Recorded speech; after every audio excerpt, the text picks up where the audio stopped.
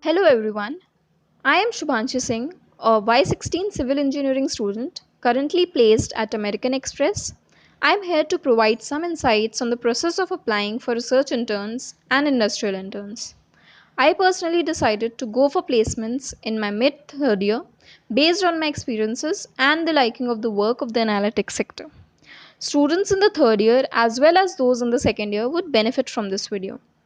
So, starting with the process, the first step is finding your interests, which frankly should be a broader field or a set of fields, because you are less likely to get an intern if you keep them very specific, unless you have a very good contact or have done exceptional work in the field.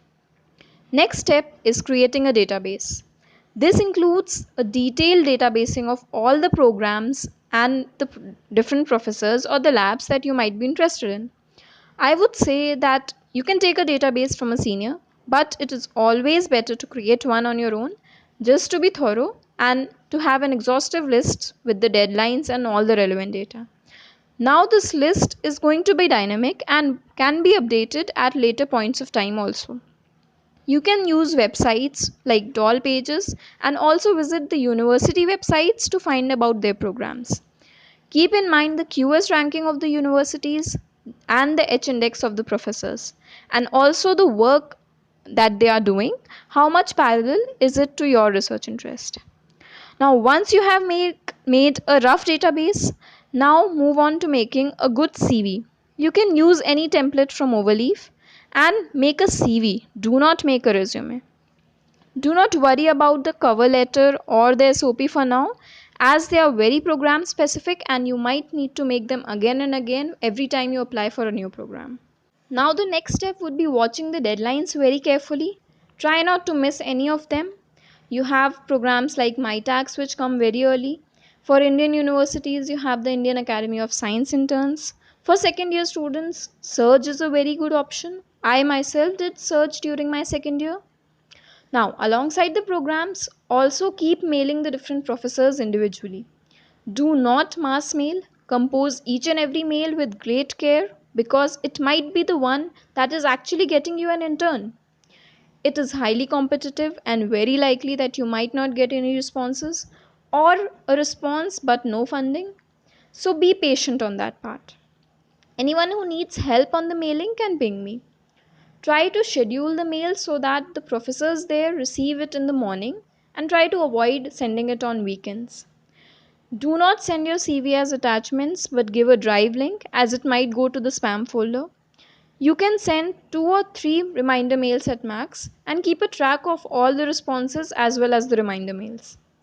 Do not mail multiple professors of the same university simultaneously. Wait for the response of one before moving on to the other one. It seems a lot of work, but it might actually work out. I got an intern during my third year winter in ISC Bangalore through mailing a professor. And you can also contact the different seniors that have interned at that place or are doing an MS in that lab or university. They might help you to find the relevant positions that are available for interns. Also, keep an eye on all the emails you receive from the Office of International Relations as they usually have a very tight deadline, but the chances of selection are higher because you are competing with only the students of your college. Next, I would specifically tell about the Honda YES award. For this, the first round is usually an on spot essay. I would say go prepared. The topics are very general related to eco technology, but do go prepared as 1 hour is not enough if you haven't read anything relevant recently. Also, try to be innovative in your ideas and do not miss their PPT. Next step is an interview which is mostly resume based, so be very thorough with it. And the last round would be a technical interview, again based majorly on the projects that you have been working on and those which are mentioned in your CV. Working in the field of eco technology gives an added advantage in this program. If you win the award, the perks are a one time reward of 3000 US dollar and you get the funding for going to for an intern in Japan, or you can use the same money as a token reward for your MS application in Japan. This is a very good program and I would highly recommend every one of you to do apply for it. And it is specific to third year students. Now moving on to industrial interns, just one or two companies visit the campus like JSW for interns. Their process is different every time. That would be specified by SPO itself. For industries, you can directly send your resume to the HRs or use LinkedIn or some direct contact for trainings. You can also check out their websites for the specific internship programs that they have, or you can call on the contact numbers that are given, and the HRs would be able to tell you about the specific industry programs. Now, it is less likely that you will get a paid intern here. Regarding the courses that are required, you need to have a good knowledge of all the department compulsory courses that you have done till now, especially the ones in the fourth semester. Moving on to whether you should know coding or not, the research interns that I have talked throughout the video will require a good use of the data analysis skills. Even if you are doing a field research, you would ultimately need to analyze your data in most of the cases.